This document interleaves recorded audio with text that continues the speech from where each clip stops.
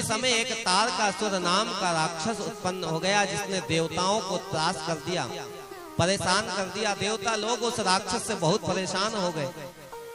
अब उस तारकासुर को ऐसा वरदान प्राप्त था कि शंकर का जो पुत्र होगा वही तारकासुर को मार सकता है। लेकिन शंकर जी बैठे हैं समाधि में, अभी तक शादी भी नहीं हुई, तो फिर पुत्र कब होगा और कब हम इससे बचेंगे, इसलिए बहुत परेशान है देवता लोग।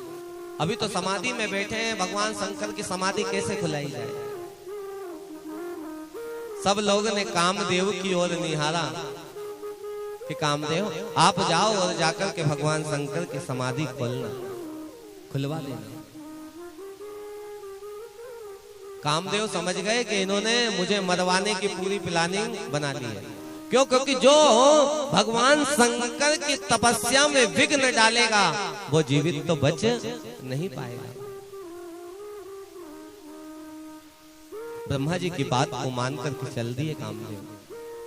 कामदेव एक वृक्ष के पीछे विराजमान होकर के अपने काम के वाण चलाना प्रारंभ किया।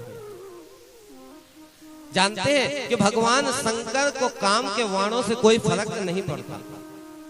क्यों? क्योंकि भगवान शंकर के हृदय में राम विराजमान है, और जहां राम विराजमान होता है ना, वहां काम की कोई जगह नहीं होती। कहते हैं जहां राम तहां काम नहीं, जहां काम नहीं राम, तुलसी कबहू न रही सके, रवि रजनी एक ठाव। कहते हैं जहाँ राम होते हैं वहां काम की कोई जगह नहीं होती, और जहाँ काम बस जाता है वहां राम की कोई जगह नहीं है। अब जाकर के राम जी विराजमान है। राम जी की भी इच्छा है कि शंकर भगवान का विवाह हो जाए, लेकिन राम जी ये विचार कर रहे हैं जब तक मैं इनके हृदय में रहूंगा तब तक काम के वाणों का असर चलने वाला नहीं है। पूर्ण वेग से काम ने अपने पांचों वाणों को चला दिया।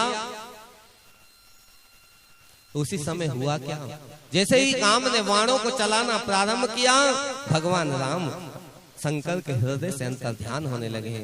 अंतर ध्यान भये अस भासी, अंतर ध्यान भये अस भासी, शंकर सोई मूर्ति उर्याती, शंकर सोई मूर्ति उर्याती। जैसे ही काम ने वाण को चलाया, भगवान राम शंकर के हृदय से निकले, और जैसे ही हृदय से भगवान राम बाहर हुए, शंकर जी ने नेत्र को खोला और नेत्र को खोल के चारों ओर राम को निहारने लगे।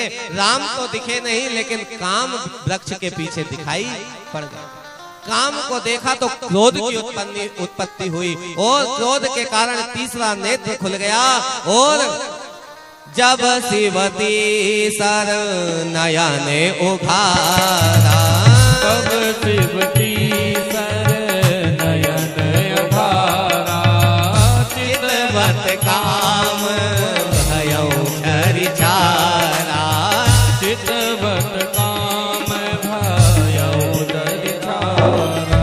क्रोध में आकर के भगवान शंकर ने अपना तीसरा नेत्र खोला, जिससे काम जलकर के भस्मीभूत हो गया। अब आप सोचें, विचार करें कि काम को भगवान ने क्यों जला दिया। भाई काम की क्या गलती थी? उसने तो देवताओं के हित के लिए अपने प्राणों को भी निछावर कर दिया, तो भगवान शंकर ने उसे क्यों मार दिया, उसे क्यों जला करके भस्म कर दिया? क्योंकि भगवान तो कहते हैं ना कि जो परमार्थ का कार्य करता है उसे मैं हृदय से लगाता हूं। तो परमार्थ का कार्य ही तो काम कर रहा था, फिर क्यों जला करके भस्म कर दिया? बोले जला करके इसलिए भस्म कर दिया कि काम परमार्थ के लिए तो कर रहा था, लेकिन परमार्थ के साथ साथ उसने क्या किया, जब काम ने पांचों बाणों को चलाया ना, तो इस पूरे संसार में काम वासनाएं इतनी फैल गई अबला बिलो कहीं पुरुष माया,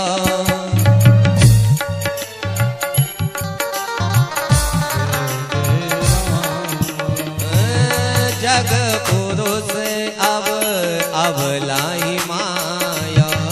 श्री राम जय राम जय जय राम। कहते हैं अबलाओं को बिलोकने लगे, हर पुरुष एक नारी की ओर अग्रसर होने लगा, काम की ओर जैसे देखने लगा, काम की भावनाओं से निहारने लगा। चारों तरफ काम का इस प्रकार का वेग फैल गया तो भगवान शंकर को इसलिए गुस्सा नहीं आया कि काम ने भगवान शंकर के ऊपर प्रहार किया। आपने परमार्थ के लिए समाधि खुलाने का प्रयत्न किया लेकिन दिखावा कर दिया। देखिए, आप लोग यज्ञ करते हैं, कथा कराते हैं, बड़े बड़े आयोजन करते हैं, तो ये क्या है? बोले परमार्थ का कार्य है। आप बड़े बड़े भंडारा करते हैं, ये क्या है? बोले परमार्थ का कार्य है। आपने कहीं प्याऊ लगा दिया कि यहाँ प्यासे लोग आएंगे तो पानी पिएंगे, ये क्या हो गया? परमार्थ का काम हो गया। लेकिन अगर आप कथा करा रहे हैं, यज्ञ करा रहे हैं, अनेक प्रकार से आयोजन कर रहे हैं, लेकिन वहां पर आपने बड़े बड़े फोटो पोस्टर लगा करके रख दिए कि ये कथा कौन करा रहा है? बोले हम करा रहे हैं। ये भंडारा किसने कराया? भंडारा तो कराया एक दिन, लेकिन सालों तक उसका वर्णन करते रहेंगे। वो फलाने खामखेड़ा हनुमान जी पे जो सबसे बड़ा भंडारा हुआ था वो हमने कराया था, उसका वखान सालों तक करते हैं। तो भगवान शंकर कहते हैं कि परमार्थ का कार्य अगर करो तो फिर दिखाई मत दो। यहां पर काम ने परमार्थ के लिए अपना शरीर तक त्याग दिया, लेकिन दिखावा कर दिया, जिसके कारण से भगवान को क्रोध आया और भगवान ने जला करके भस्म कर दिया। कामदेव की पत्नी आई रोती हुई, और रोती हुई आकर के भगवान के शिव के चरणों में प्रणाम किया कि प्रभु आपने मेरे पति को मार दिया, अब मुझे मेरे पति कैसे प्राप्त होंगे? बोले जब भगवान